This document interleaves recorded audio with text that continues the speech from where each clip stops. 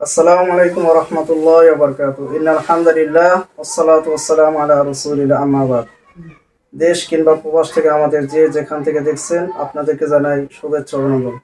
সম্মানিত দিনী ভাই বোনেরা, আপনারা অবগত আছেন যে উসরাতুল ইসলাম বাংলাদেশের সংগঠনের যে কার্যক্রম রয়েছে তা আমাদের একের পর এক বাস্তবায়ন করার লক্ষ্যে আমরা কাজ করে যাচ্ছি। সম্মানিত ভাইরা, আমাদের কার্যক্রমের মধ্যে একটি কার্যক্রম রয়েছে শীতবস্ত্র বিতরণ।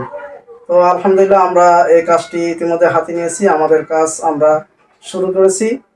তো আজকে আমাদের এক ভাইকে আমরা আমাদের যে শীতবস্ত্র বিতরণ আজকে আমরা শুরু করতে যাচ্ছি। আমাদের এক ছাত্র ভাই, ওনার মধ্য দিয়ে আমরা শীতবস্ত্র বিতরণ শুরু করব।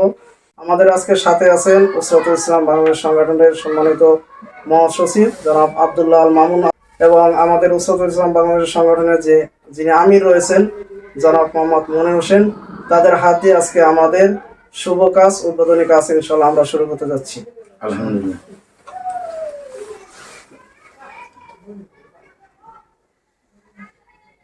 আমাদের জন্য দোয়া করো।